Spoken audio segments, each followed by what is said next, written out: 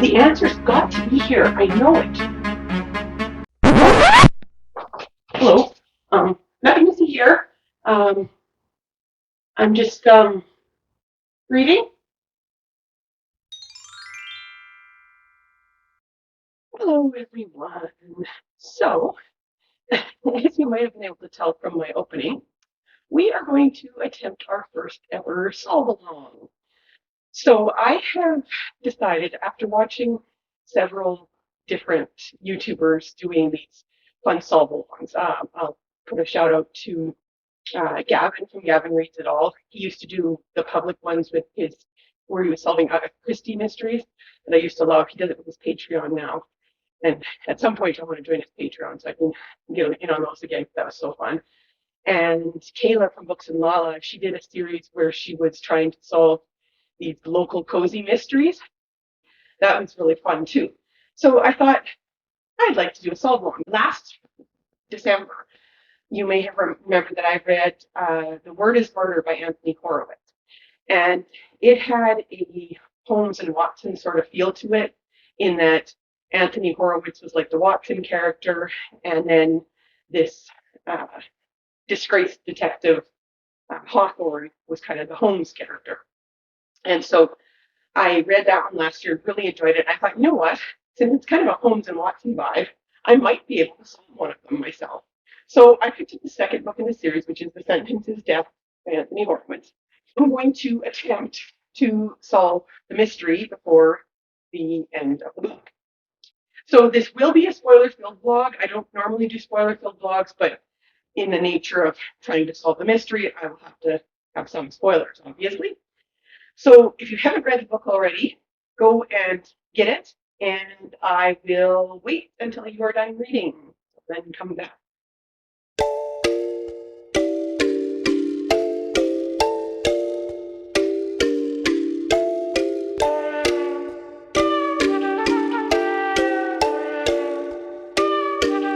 Perfect. Okay, you're back. So the only backstory that you probably kind of need for this is that Anthony Horowitz is an author and screenwriter, and he met Daniel Hawthorne through, he was doing consulting on a screenplay. And then in the first book, Hawthorne comes and convinces Horowitz to help him. He wants somebody to tell his story so that he can make some money off of it, basically, is what it is. So that's the general gist of how they know each other. And so we are going to go ahead and get started with attempting to solve this mystery. Now I have behind me it's going to be my murder board, and we are going to get started.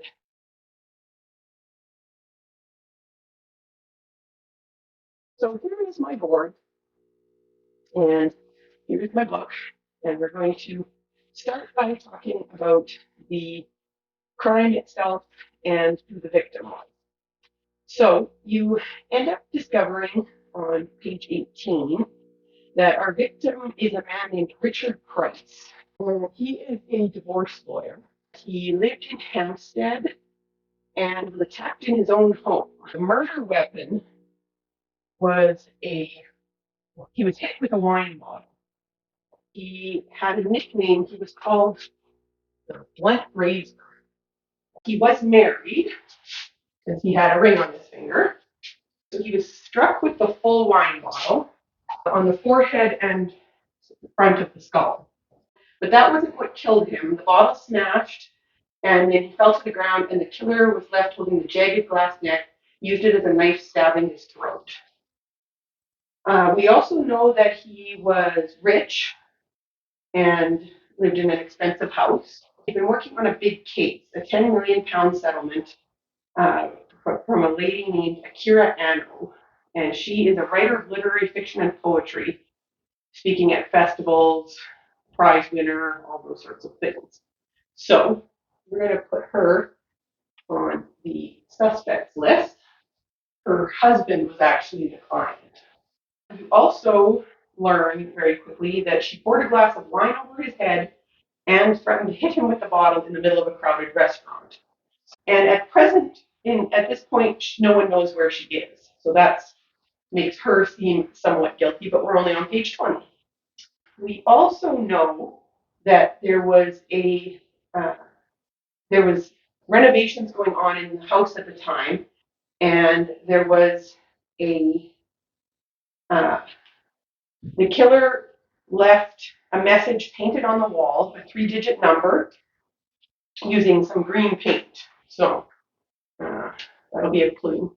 And what it was 3 numbers, 182. So that was painted on the wall. And we don't know why yet. The other thing that is interesting about the murder weapon is that it was a very, very expensive bottle of wine. So not only was it full, it was also the 1982 Chateau Lafite Rothschild Pauillac, which was worth 2,000 quid, which is essentially, in Canadian money, that's close to $4,000. And the thing that makes this even more interesting is that our Richard Price, the victim, did not drink at all. He was a teetotaler. And then they go to visit his home, and it's in a very rich place, but there's very few CCTV cameras, so that makes it harder. They pull into the yard, and there are 2 cars parked side by side, and one is a executive car, one is a sports car, and the sports car has still a warm engine, and the passenger window is partially open. So that seems like an important note. Hopper noted it, so we must also note it, because he notices little tiny things like homes. Oh yes, to the right of the door into the house, a few plants have been broken, as though someone had stumbled and stepped on them. You discover quickly that they've taken a lot of care to the interior, and then you meet the police officer. Now I'm going to put her up here because I don't think she's actually a suspect, but I'm going to put her name here just in case. And that is D.I. Kara Grunt. We must leave no stone unturned. Here's where we start to find a little bit more of the detail of it. So the person who found him was the cleaner. Her name was Mariella Petrov, and she was a Bulgarian cleaner. She had only worked for him for 6 weeks. But she has a husband and 2 kids. So I don't think that it was her. Apparently, she went into the kitchen, got his milk and bread ready for breakfast. Then she walked into the study, and that's where she found him. So, the body. And that means that we know now that it was in the study. Okay, so we have the murder. I'm doing a timeline up here. So the murder happens, and then at some point after the murder, found by cleaner.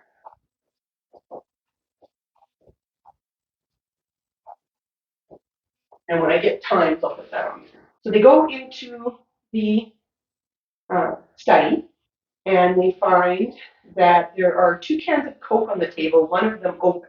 You can see the broken bottle parts held together by the label in the middle of the mess on the floor. And then, of course, the number. The digits were crude and uneven. The 8 quite a bit bigger than the 1 and the 2. So that could be a potential. And the brush that had been used to write them had been left on the floor. Okay, so they say he was killed between 8 o'clock and 8:30. He was alone in the house, but we know he had a visitor just after 5 to 8. At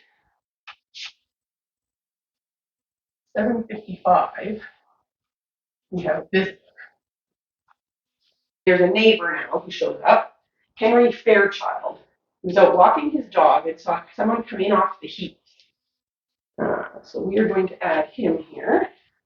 For people who aren't British, I looked it up, and a heath is like a big open area. I think they ride horses there and they walk their dogs and stuff.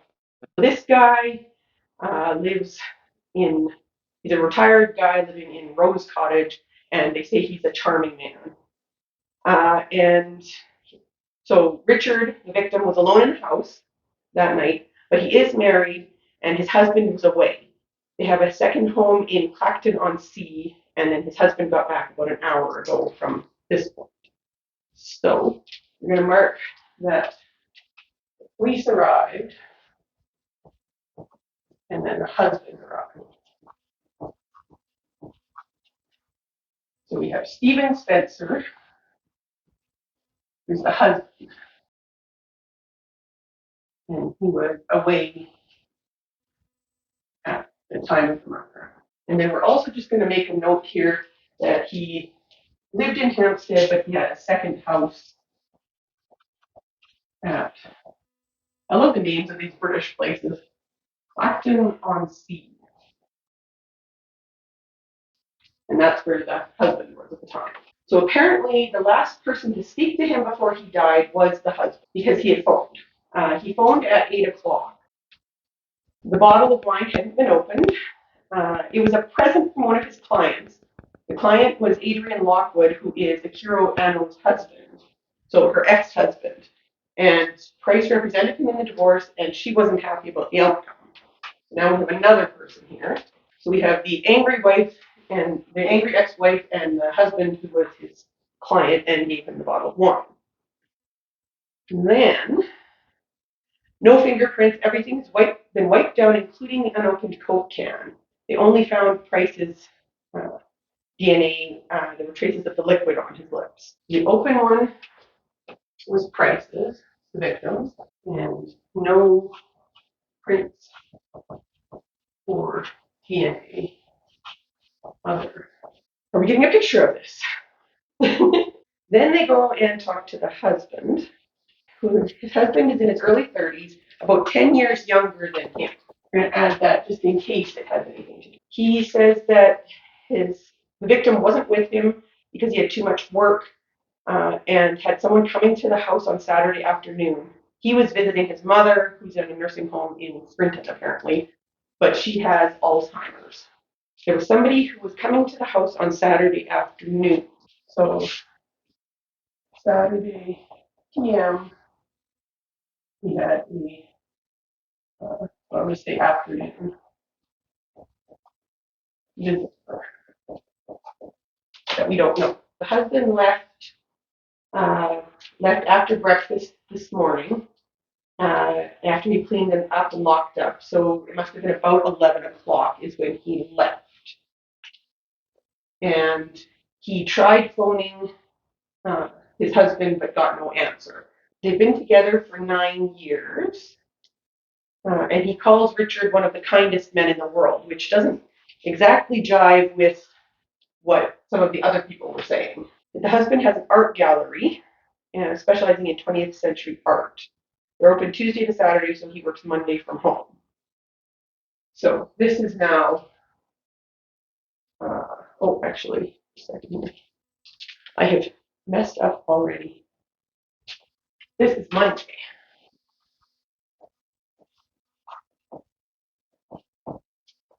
Because that's when the husband came home on. Okay, no, I screwed up again. I need to fix that. Okay, so this stuff here is Sunday. And then this is Monday. This is PM. His husband thinks that he was a little worried about something he was working on. The case with Adrian Lockwood, who is a property developer. So then we hear a little bit about the wine incident, and that was at a restaurant called the Delaney in Aldwych. It was last Monday, a week ago, Richard's favorite restaurant. The woman came up with another woman just behind her, called him a pig, put the wine over his head, threatened him with hitting him with the wine bottle, and then the husband thought they should call the police, but the victim didn't want to make a scene. He just wanted to leave. I'm just going to call that the wine incident. When they talked on Sunday night, He didn't say her name, but he did refer to her. He said that when he was on the phone, he talked about having spoken to Oliver. That's Oliver Macefield, one of the other senior partners in the firm, Macefield, Price, and Turnbull. And now we know the name of where he worked. They say that while he was on the phone with him at 8 p.m., he heard someone ring the bell and then went to go and see who it was. And all he heard was him say, "You shouldn't be here." So I heard him speak, "You shouldn't be here." That's what he said. He sounded surprised. "It's too late." And so that was apparently his exact words.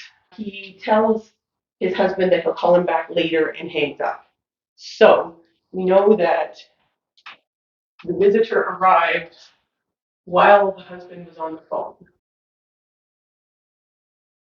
Well, then Hawthorne asks him an interesting question. He asks him about his car and about the windows in the car and whether it has electric windows, because he discovers that the sports car is the husband's.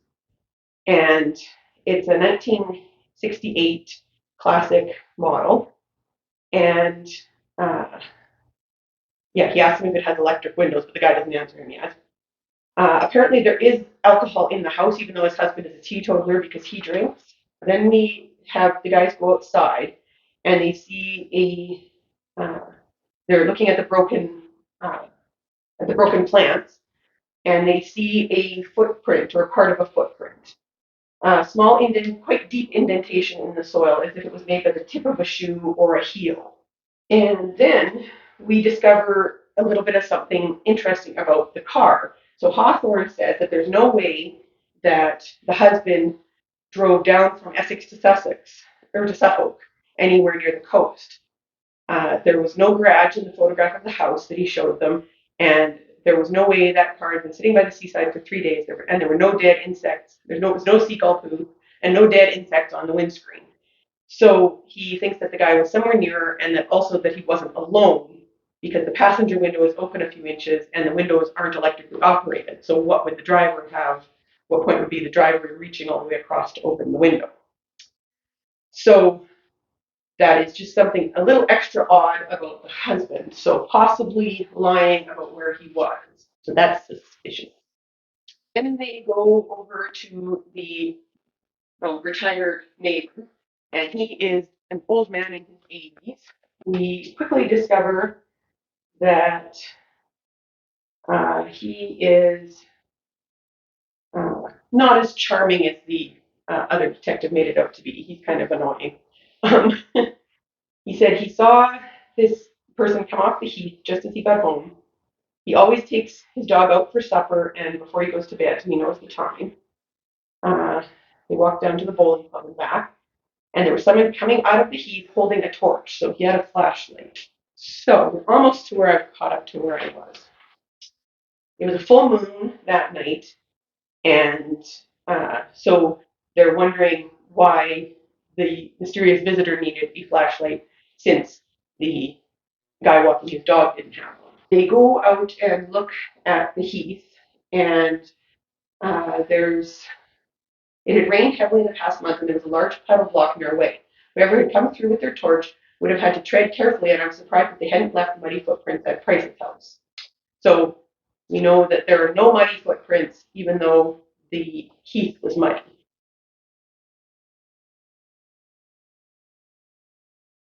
Okay, so far, early on,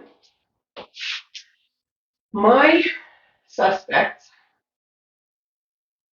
see, there's something about the husband, but I'm thinking he's probably having an affair or something, and not that he was the killer, just because I think that would be a little too obvious.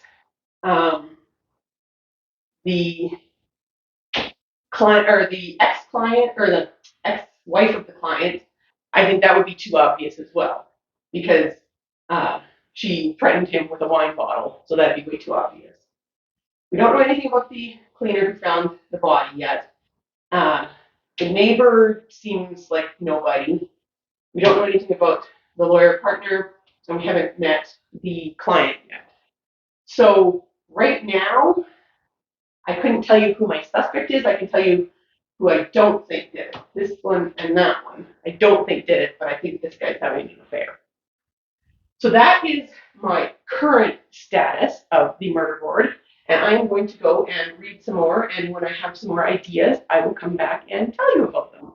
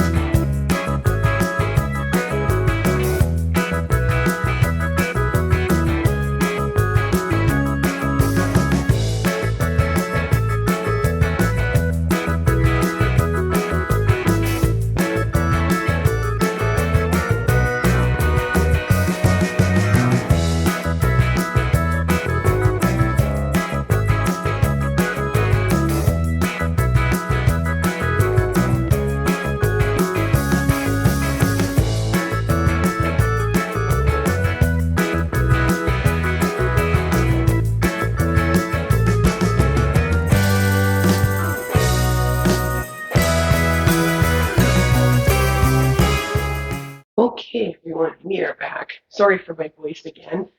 I have been having trouble with a cold that will not go away. Anyway, I thought I should update you all. As you can see, I've made a few connections on my chart here. Maybe. Raven's going to help me. He likes string especially. So I made quite a bit of progress last night. And I got to page 134 in chapter 10 now. And some new and very interesting things have happened.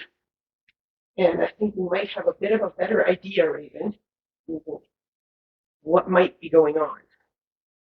Granted, we're not even halfway through the book yet, but I have a suspicion. I have some suspicions. So we're going to review the evidence, add more stuff to the board, and see if I can come up with some ideas before I read the next section. And then when I get to, I think I'm going to read up to about chapter 21. And then that's where my sister told me that I should make my final predictions and then read through the ending. So let's get on with the next bit here.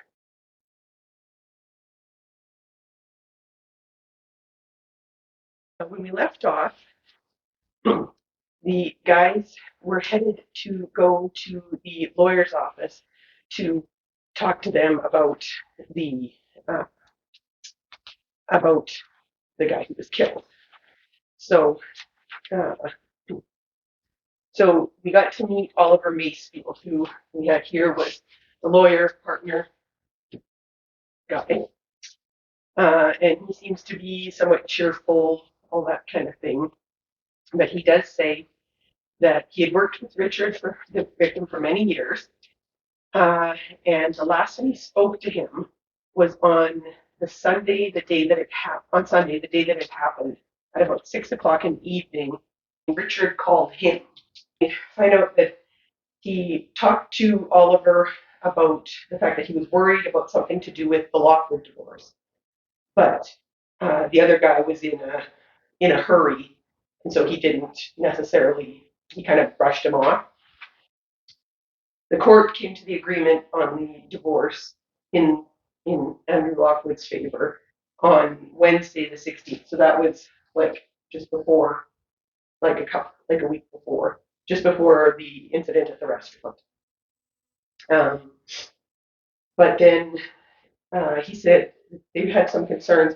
Richard suspected there had been a fraudulent disclosure, and it concerned him to the extent that he was even prepared to consider a set-aside, which we learn means that he had had somebody investigating Akira Anno to see if she had actually revealed all of what she had made to her husband with forensic accountants, because that would have affected the divorce.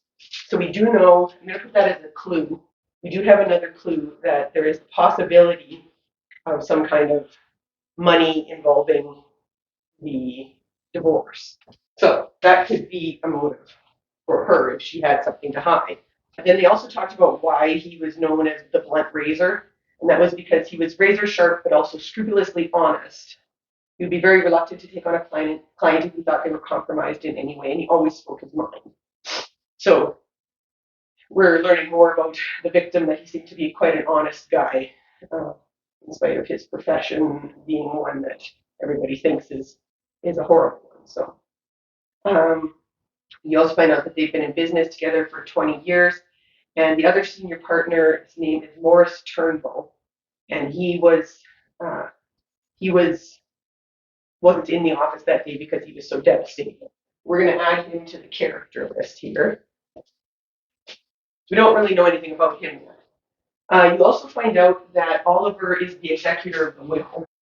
And then they talk about the will, and you find out that the estate is left to the husband, except and a number of charities, except that there is one large bequest of sum of £100,000 that goes to a Mrs. Davina Richardson. And you don't really find anything much about her yet, but we will shortly.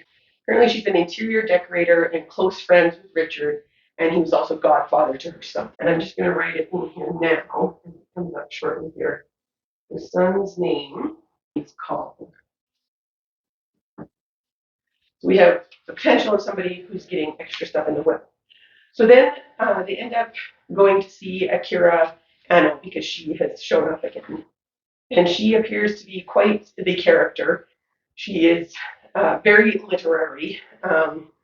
It gives a little bit of history about her. She had been in Oxford, which is where she was missing. She doesn't show any signs of remorse over the murder. But she's indignant that anyone thinks she has anything to do with it. So you get a bit of her backstory. She was born in Tokyo, was raised in New York. Her father was a banker, and all those sorts of things. She ended up marrying an English cinematographer named Marcus Brandt, and that was a abusive relationship that she got out of. And then she married Adrian Lockwood, property developer. So then you hear her talking about everything and how she says that, she's just joking about the wine bottle and all that kind of thing. And then you find out that the person that she was having dinner with in the restaurant, which was the second woman over here, was actually a publisher named Dawn Adams, but she's not her publisher, she's just a friend. So that was the second woman that was there during the attack. We find out that she was gone to a cottage that weekend, a remote cottage, and she left there Monday morning at about 7:30, got home, and then headed for Oxford. So it looks like she has an alibi. She claims that the victim represented her ex-husband and deliberately lied and intimidated her in order to protect him.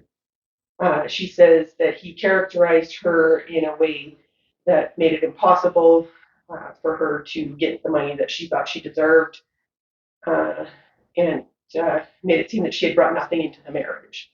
She says she was advised that he might be interested in her royalties and other earnings, but she didn't care. But then her lawyers sent her or advised her to make a deal. But you also find out towards the end, when she happens to realize that Anthony is a writer, that she is also very prone to rage. So she does threaten him. Then they go and talk to her husband, Adrian Lockwood, and you find out that he is in his 50s and he just seems like a real jerk. They don't get a good feeling off of him. Uh, he does live in an area with multimillionaires. So he had been married before as well. His wife had been a woman named Stephanie Brooke, and she died of a drug overdose while she was on his yacht in Barbados. And then the tabloid press was full of gossip about suicide. So I'm going to write that down as well because him being present when his other wife died is a bit suspicious on him. And then you find out a little bit more about this financial thing. There's some suspicion there because he had seen her royalty statements and he says that wherever the money was coming that she was using, it wasn't from her writing.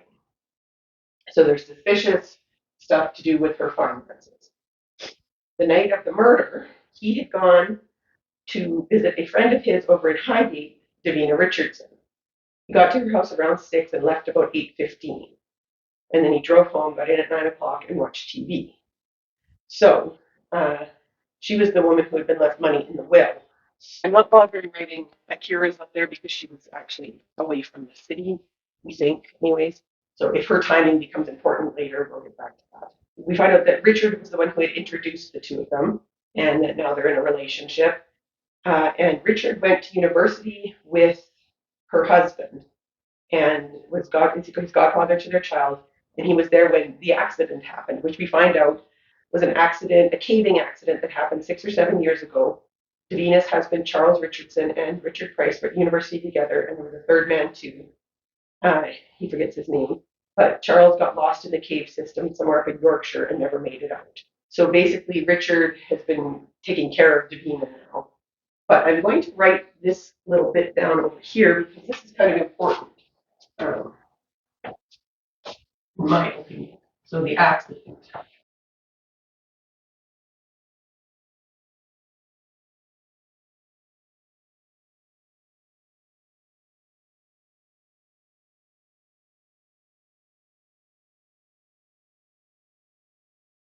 So since then, Richard has been taking care of Davina and looking after her and her son. Then you also find out that someone broke into Lockwood's office the Thursday before. So it was Thursday at lunchtime. So Lockwood's office got broken into. It's somebody who said that they were part of the IT company, came to fix a glitch on the computer, spent half an hour in the office. Nothing seemed to be taken. He said his private documents are in a safe and there's nothing of particular interest in his hard drive.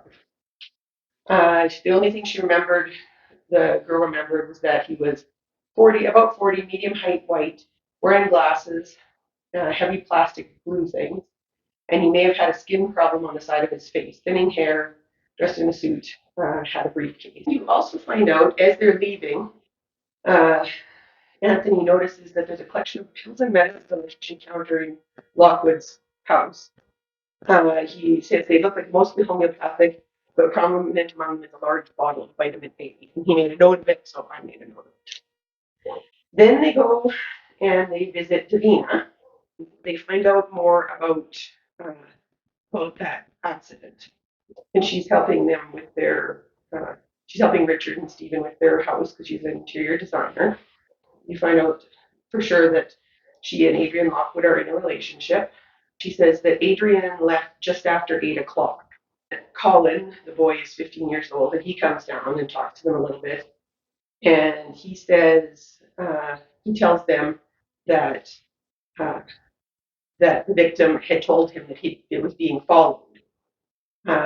He had come over for the kid's birthday, and he said that this guy was following him. He looked ill, said that was why he noticed him, because there was something wrong with his face. It was ghastly. He said he'd seen him 2 or 3 times outside his house once, and then maybe at the office as well. His mother doesn't remember him saying that, even though the son says she was there when he said it. I have a suspicion that the ill man and the mystery man may be the same person because it describes them both as having had a some kind of illness, and this guy apparently had a rash on his face or something. Davina had last seen Richard when she was over at the house to go through some color samples. She does tell him that Richard has been like a father to Colin and helps him out with problems at school. Like apparently this term he was being bullied, and Richard sorted it out for him. So then they talk about the accident, and so you find out that the other guy involved was Gregory Taylor, a finance manager who lives in Yorkshire. He was the other guy that survived.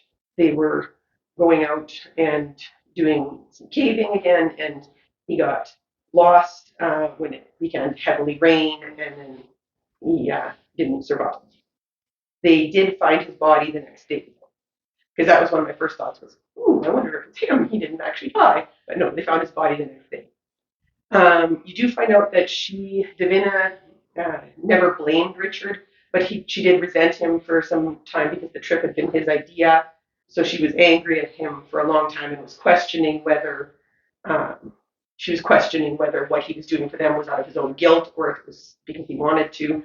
And then eventually she came to accept him and appreciate his help. We get a big bombshell at the end of this chapter. This took me completely by surprise.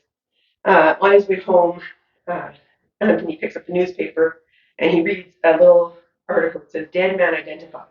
Police have named the man who was killed at King's Cross Station on Saturday, the 26th of October, when he fell in front of an oncoming train. Gregory Taylor, who works as a finance manager, was from Ingleton in Yorkshire. He was married with 2 teenage daughters. The inquiry continues." That was a bit of a bombshell that I was not expecting. So then they go and talk to the guys at the train station, and they figure out that Taylor had gotten to the platform at 12 minutes past 6. So I'm going to add that up here. So 6:12 on Saturday. And they watch the videos and everything. They say that he made it about 2/3 of the way up the platform before he slipped over the side straight into the platform. Being train, was immediately killed. They talked to his wife. She couldn't believe it. She said there was no history of depression. Her husband hadn't been well, and they'd had financial difficulties, though. But he said that his trip had been a big success. The two of them had booked a restaurant planning a celebration for Sunday night. And then they couldn't see anything suspicious with it. Just before he fell, Taylor cried out. It was only 2 words, "Look out," but quite a few people heard him. And that's basically where I got to last night.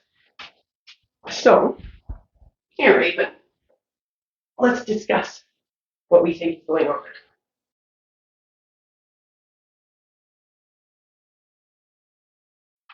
So these are my suspicions. Okay. So I think that somehow someone is killed Gregory and Richard because of the death of Davina's husband. So I think it would be way too obvious for it to be Davina herself, unless she has an accomplice.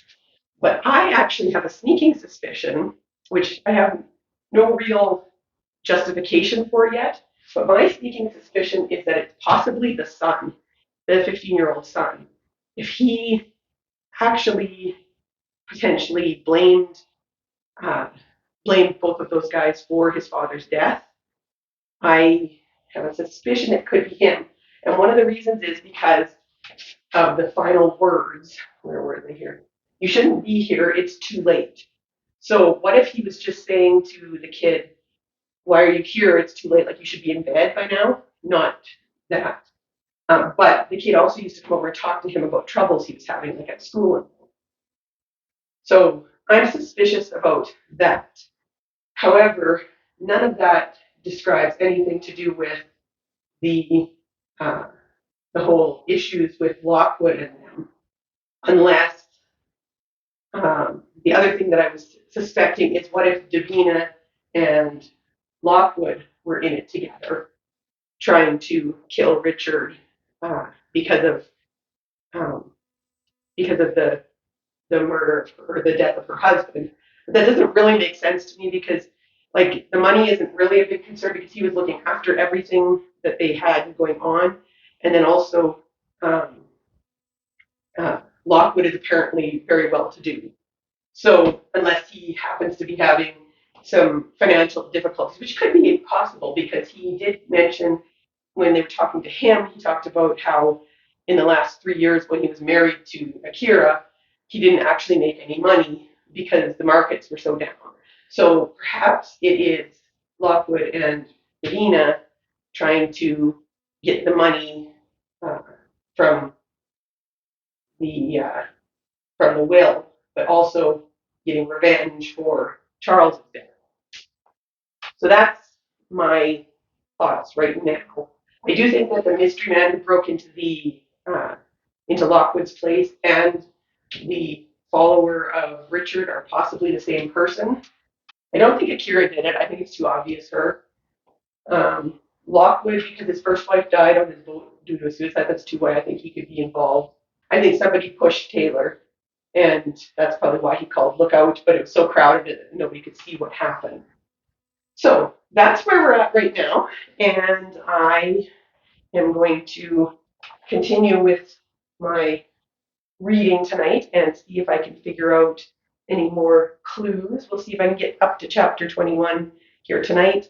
And then that's quite a bit of reading, but we'll see. And then tomorrow I could update you guys on my final thoughts and then read the last little bit. So let me know again as we go. Let me know down in the comments what you're thinking as this is all happening.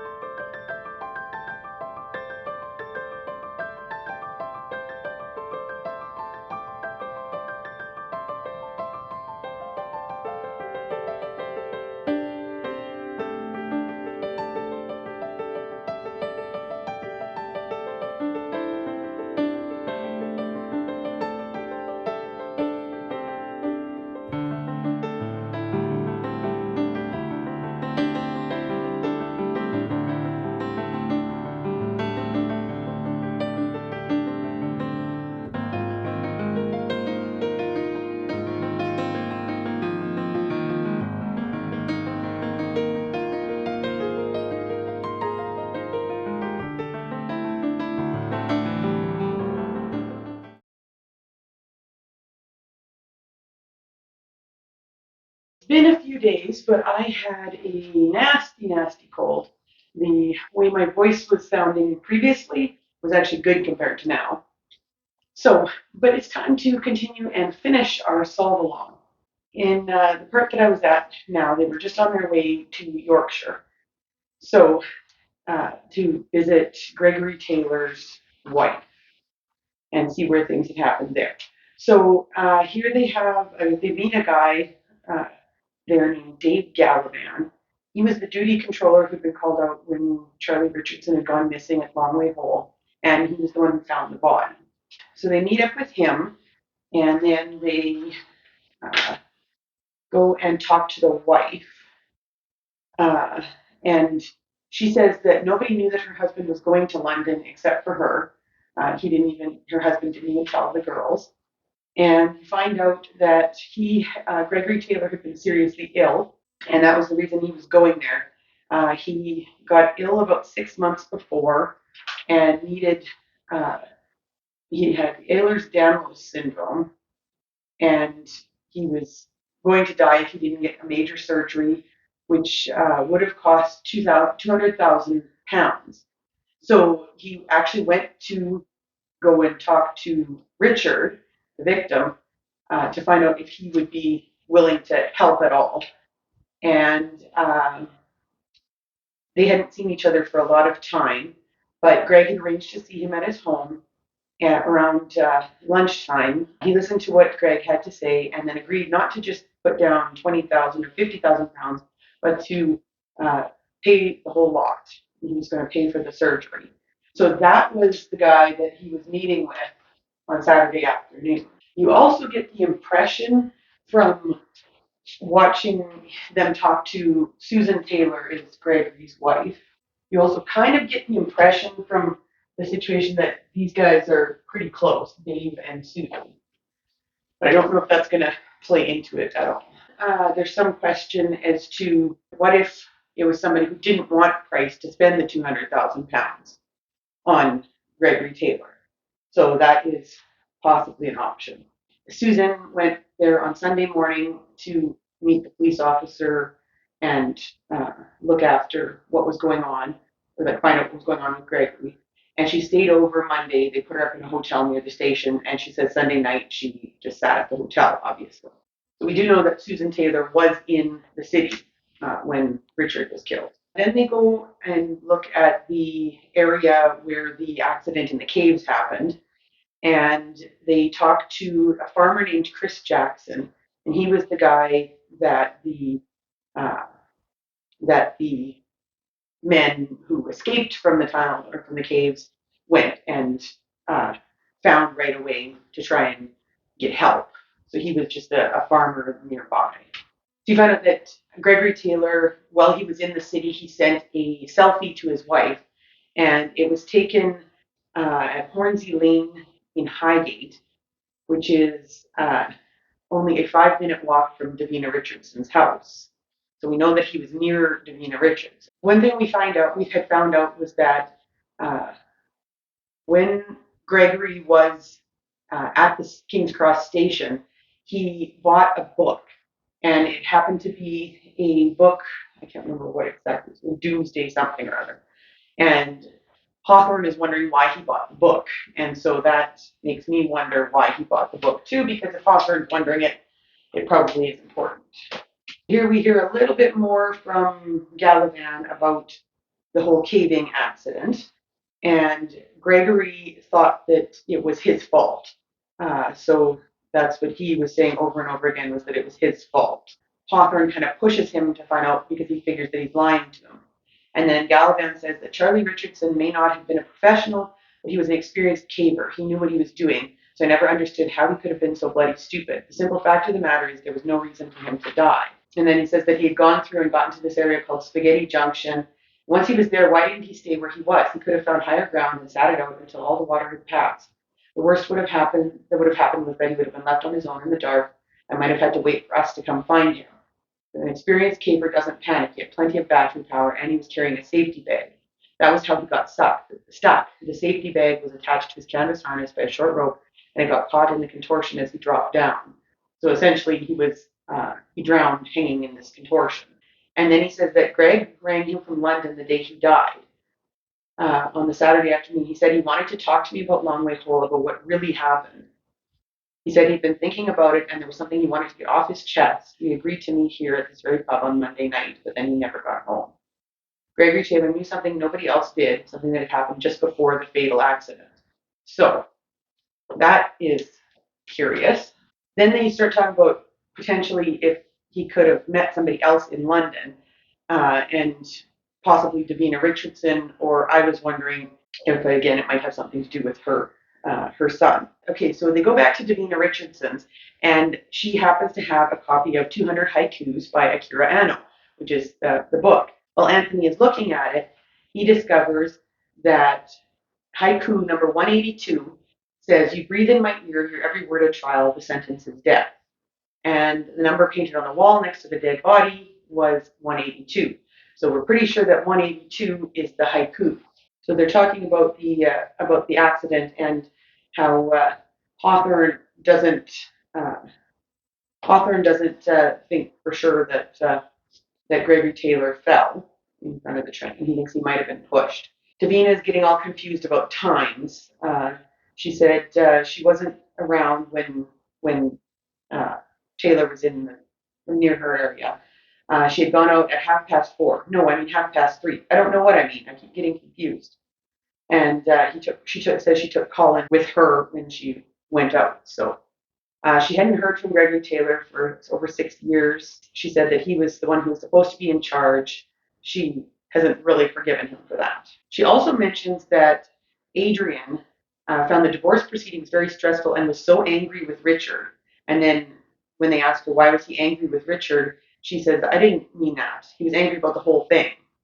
So there's a possibility that Adrian was angry at Richard or something. Then they discover that Akira was lying to them about where she was. She wasn't at that cottage. So then they go to talk to Stephen Spencer, the husband, and they find out, they talk to him about how he was lying, and they discovered that he was with his boyfriend named Faraz, who works uh, at the shop with him. He says that Richard and him had been having difficulties and they were spending time apart. He spent a weekend with Faraz at his flat in Chiswick. A lot of people saw us. On Sunday night, we had dinner at a place called L'Auberge on Upper Richmond Road. Then he claims that they had an open marriage and tolerated each other's indiscretions. So he was cheating on them. He also tells them that Davina had been wearing Richard out with all of her demands. He set up her business, put her son through private education. He was always around listening to her problems, but it was never enough. She was bleeding him dry. He was desperate to get her out of his life, but he couldn't do it because of what had happened in Yorkshire. So there is definitely some question about whether Davina and Richard were as good of friends as they make it out. So then they go and they watch Akira doing a presentation, and they talk to her and they find out that she was actually with Don Adams, the publisher, and she stayed overnight there because she had had too much to drink, and that's where she was instead of being in the cabin. She said that they were friends, and Don Adams had gotten divorced, and her ex-husband was also represented by Richard Kreitz. And then they talked to her about the haiku, and she says it was written for Adrian. Then you find out that Don Adams is the publisher of the Doomworld series, which is the book that Gregory bought. So that's just a little other connection. Then they run across the guy with the bright blue spectacles, and he's outside Adrian Lockwood's place again. They discover that his name is actually Lenny Pinkerman, and he was a former policeman who knows Hawthorne. So they actually meet with him. We can kind of gather that the follower of Richard and the mystery man from the break-in were the same guy. Pinkerman. Find out that he is looking into, he works for the forensic accountant who was hired by Price, and he was looking into actually not just Akira, but also Adrian. And so they discover that Adrian collected wines, and he has a whole bunch of expensive wine kept in a wine cellarage in Corsham. It's a company that stores wine for hedge fund managers and people like that. There's all kinds of tax advantages there. And he figured out that there was just shy of £3 million, all paid for by one of Adrian Lockwood's companies. And of course, Price hit the roof when he heard that because none of it had shown up on his information. They go and talk to that Don Adams. And this was kind of funny because I didn't see this coming. They end up discovering that the reason why she and Akira were sneaking around and everything is because Akira is actually the writer of the Doomsday books that are full of all kinds of crap. And she says that she tries to tell them that Akira advises her on literary manuscripts, but then they discover that Mark Belladonna, who is supposedly the writer of these Doomsday books, they discover that that is actually a pen name for Akira. There's huge amounts of sex and all kinds of stuff that goes against what Akira claims to believe in with her writing. So it's a big deal. And so then this would be the income stream that Stephen Spencer mentioned and earnings that Akira had kept from Richard Price. So then there's some concern that if he had stumbled on the truth about Mark Belladonna, that could have given them both incentive to kill Richard. She wouldn't have wanted that secret to get out. Then they talk to Lockwood again, and they find out that not only is 182 the haiku, it is also the date of Lockwood and Akira's marriage. They talk a little bit about his ex-wife, or his first wife who died on his boat, and Lockwood claims that he wasn't on the boat when it happened, and he doesn't want to talk about it. He does confirm that he was sleeping with Davina, But he says that because of she had a teenager in the house, they would go to hotels. But then they're talking about um, how he knew that he had left Davina's house at 8:15. He says, Hawthorne says there was a clock in the kitchen. He says, we weren't in the kitchen, we were in her bedroom. I got dressed and I left. So there's something off about his story there. That's definitely an inconsistency in his story. He also then is showing them his watch, and Anthony sees that there's a spot of green paint on his shirt. So then he's trying to figure everything out, and he believes that he has figured it out. So let's just talk about this, because now I have to give you guys my thoughts.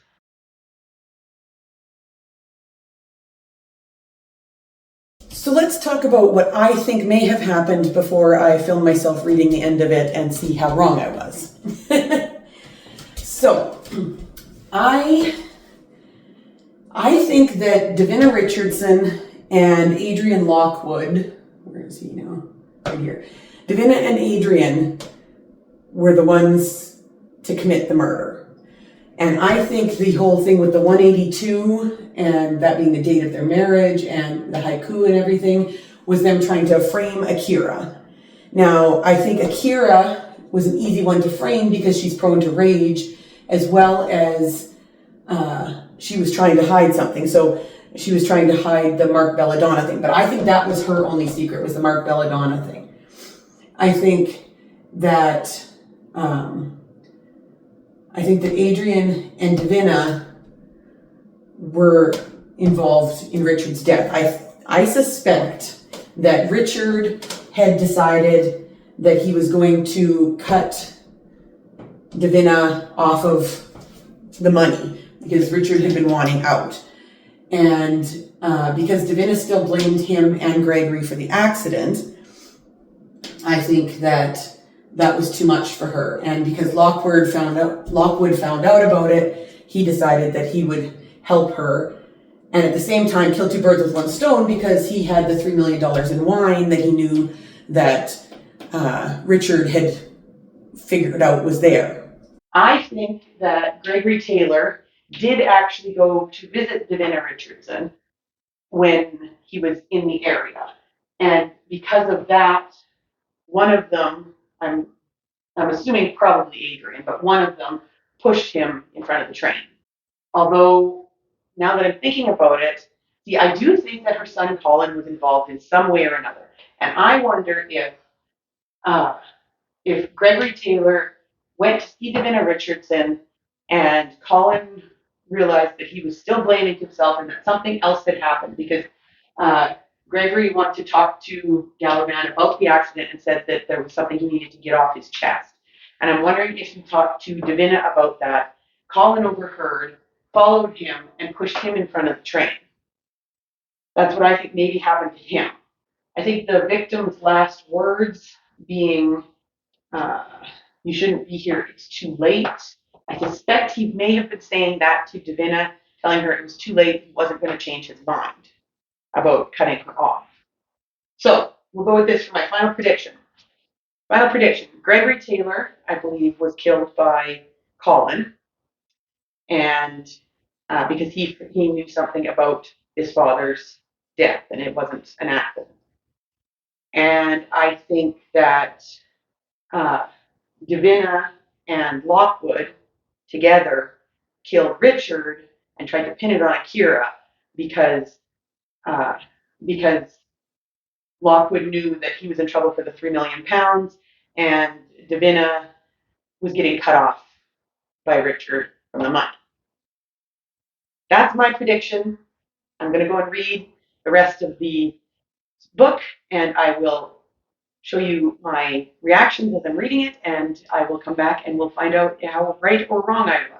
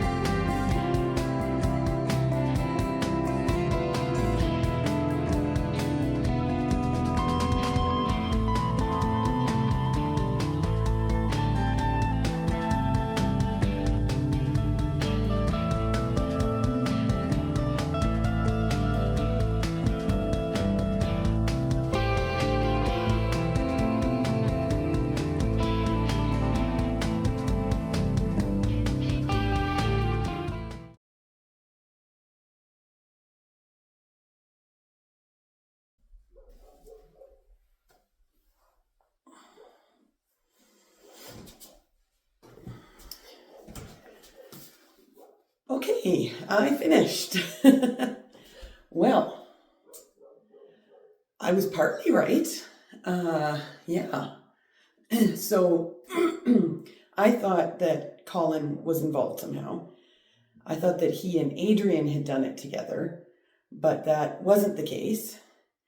Colin was the one who did it, but he did it on his own. Adrian was the patsy who was being set up for it by Davinia after she found out what her son had done. So that kind of brought it all together, and it did all relate back to the caving accident because Gregory Taylor, before he committed suicide in front of the train, went to Davina and told her what had really happened. So that Richard was somewhat responsible. So when Colin overheard that, then he went to see Richard, and one thing led to another. So in some ways, I was sort of correct. I figured that Davinia and Colin and Adrian were somehow involved and that it had to do with her husband's death. But I was wrong about Adrian, and I was wrong about Gregory being murdered. So that was fun. I'm actually really surprised that I even got as close as I did to figuring it out because the chances of that I thought were pretty slim, but you know what? I actually got sort of close. So that was really fun. If you enjoyed this, let me know down in the comments below, and give me a like and a subscribe, and check out at the end here I have information on my new book that's out. If you want to support me, that's a great way to do it, is by buying my books. And Raven and I will go and try and solve another mystery, right? Should we solve the mystery of why I haven't given you a cookie yet? Okay, we'll go solve the mystery of why you haven't gotten your special cookie yet. Bye!